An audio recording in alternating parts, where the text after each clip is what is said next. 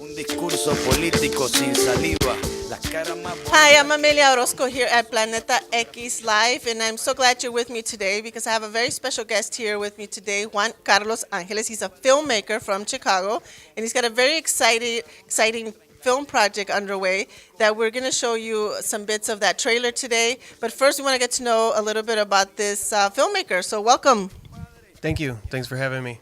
So this is a pretty exciting time in your life. You're venturing out, traveling, getting this project underway.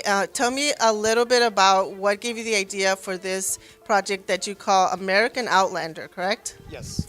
American Outlander is a documentary, and it originated the day that Donald Trump made comments about Mexican immigrants. That day, it's like America to me now under Obama was like, I felt more accepted. I felt more I could be myself. I could be part of my culture. And when I heard Donald Trump made those comments, it took me back kind of to elementary school, because in elementary school, I was the only Mexican kid in my class, and I was bullied because I was Mexican. And when he made those comments, it was just like, now I'm a filmmaker, I'm older, and I could do something about it. Okay. And that's where it started. And so when you were a kid, like how old were you when you kind of knew you were different? In a great way, obviously. But how did you know? What happened? I'd say 5th or 6th grade, I realized that I'm Mexican, Yeah, and you know what? It's funny because even like among us Latinos, some of us have darker hair, darker eyes. Now you're pretty light skinned. You can probably pass for not being Latino. Mm-hmm. So does that happen to you a lot? Yeah, it happens to me all the time. I always get confused. So people hear me speak Spanish and they're like, "Oh, I thought you were white." And and the thing is, like when I started elementary school, the fact that when I started, I didn't know no English whatsoever. Okay. So, that's kind of what gave me away at that time. So you didn't know English like in 5th grade. So does that mean? Oh, no, in kindergarten. Oh, in kindergarten. Yeah. So it's just because at home people were speaking Spanish? Yeah, that's all we spoke. Okay. Yeah. So where's your family from?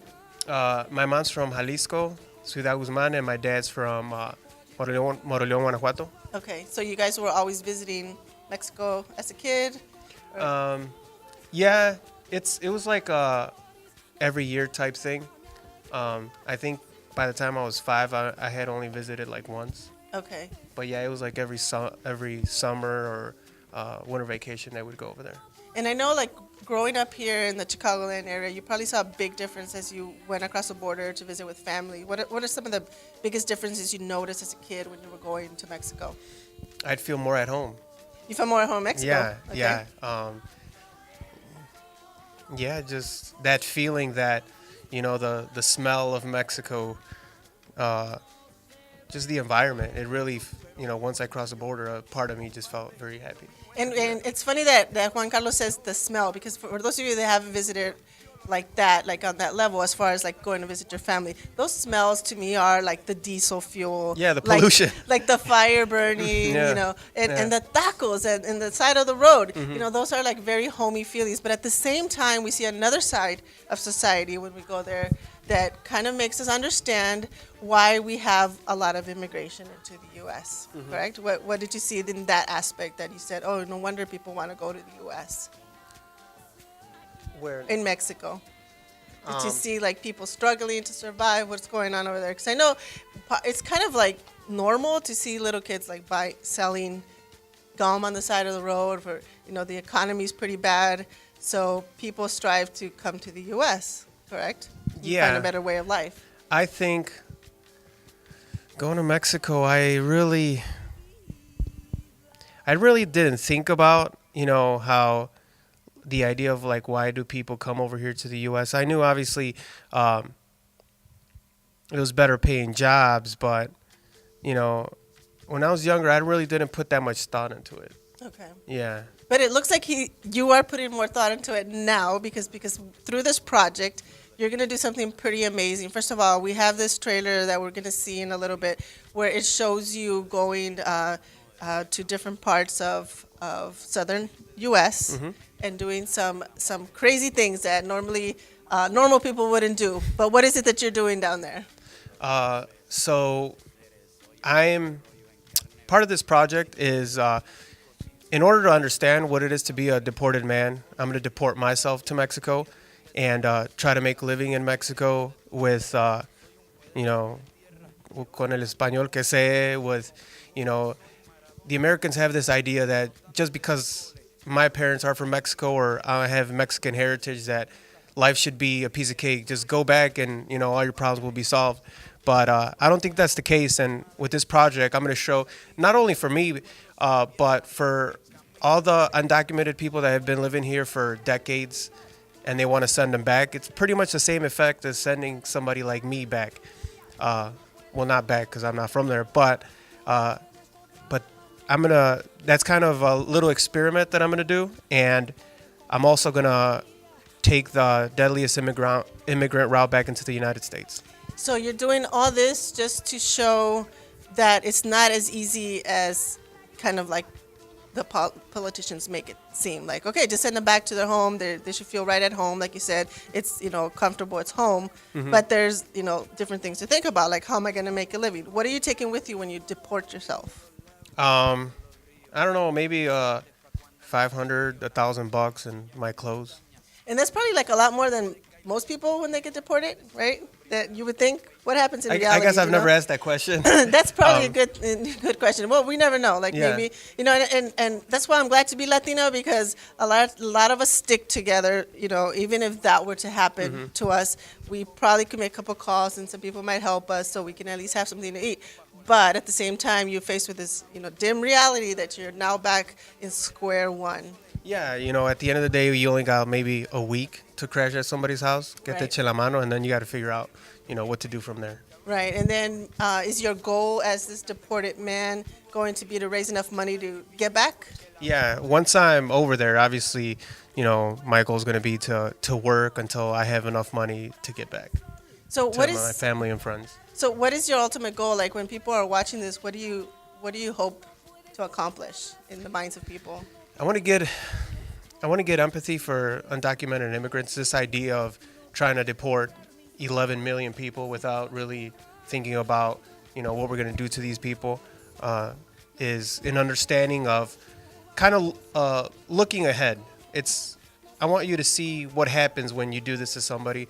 I want to see what happens when they get to the border, because there is a wall there. And with my documentary, I'm kind of going to show if a wall works or not.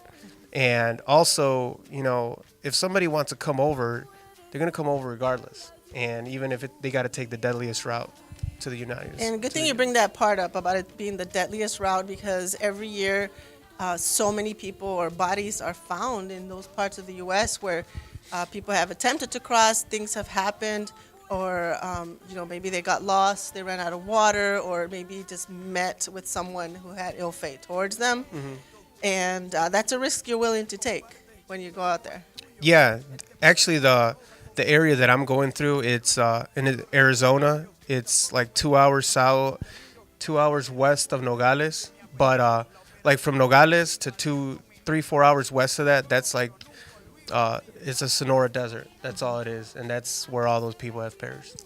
Now, have you talked to anyone here that knows about your project, says, hey, man, just cut it out. Who cares? Don't do that. Like anyone who's against what you're doing or who's saying, why are you doing that? Anyone at all? Yeah, there's a couple people that I work with. Before I went to Arizona to film that portion of the movie, I had just gone in for a permit because I was going to build my house. So I was going to start construction. At that time, I had to make a decision: build my house or invest into this project. And I choose to invest into this project. And because of the fact that, you know, this project I still have to try to get more money for it. The money that I used wasn't enough. People that I work with are telling me, man, you should have just built your house, you know? And, you know, I've run into a lot of people like that, and I think it's that side of the American dream, whatever that means anymore, because it really has lost its meaning in the past few decades. And it really goes back to that part of us that says, oh, we have to reach that American dream. But what good is that having that false sense of reality and security if we are losing our sense of who we are, the sense of who we are at the core? And I feel like you really touched on that by letting go of that notion that you're somehow going to have the American dream just by having a house? Yeah, I think for me personally, I actually started a construction business at a young age, at 20 years old, and I was pretty much just doing what everybody, the American dream, just go make money, get yourself a house and get married. And at 20, I started my business. It was doing really well, and housing market crash happened. But at that point in my life, I realized that just having money wasn't my happiness, and that's when I went back to school for what I loved. For making films and Making- telling stories. Yep.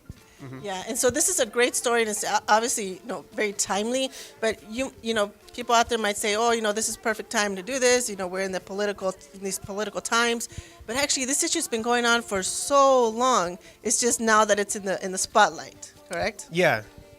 For me personally, I've never really cared for politics. I think nunca les había hecho caso up until this year, thanks to Donald Trump. I think we could take some from it, some positive.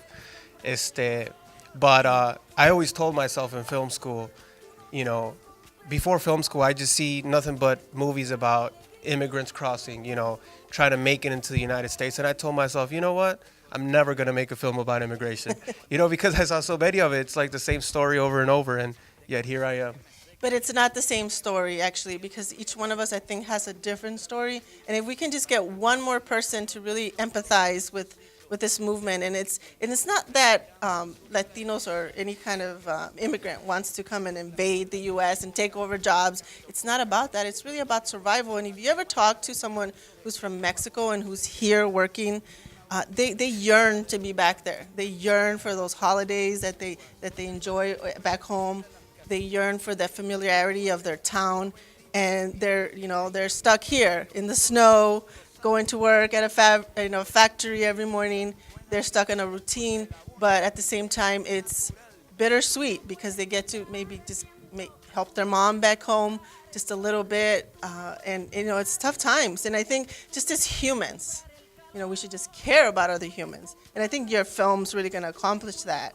Yeah. Where we see the human side of it, because here you are, an American citizen, willing to put yourself in that position. And like we said before, you don't look Latino, right? And so, do you think that's going to give you a hard time in Mexico? Is there going to be el güero, and you're over there? But, I mean, how would that work? Do you think? Have you thought of that? Do you ever come across that?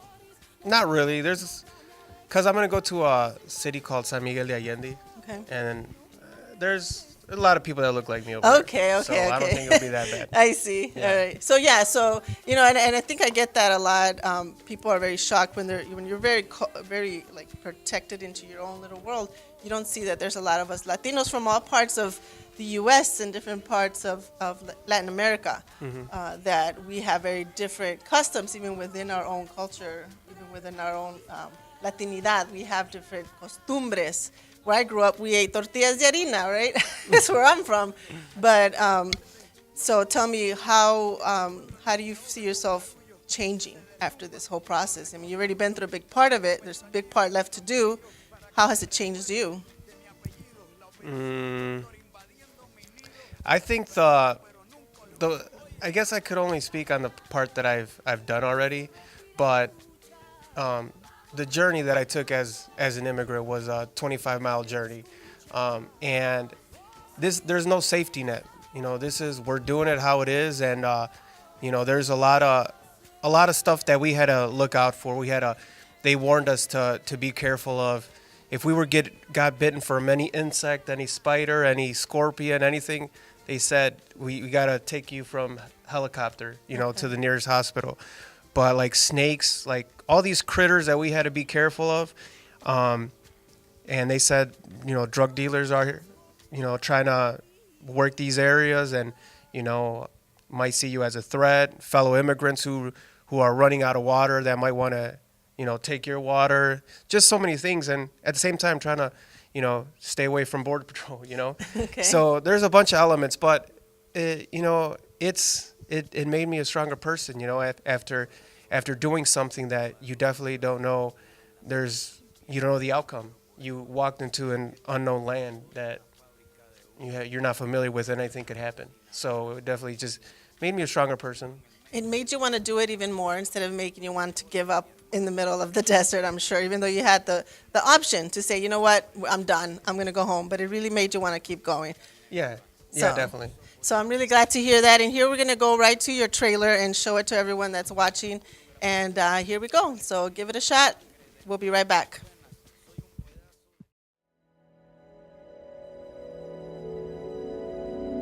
What defines where is home? It's defined by the heart. It's this warm feeling you get when you know you belong. A place where the real you is accepted. And you don't have to try to convince people to like you. They just do. But some people haven't experienced this in a long time because they are outlanders. Their home is not defined by what's in their heart, but by what's written on a piece of paper.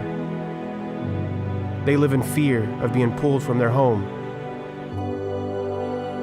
because they are not one of ours. This is a story of an American outlander.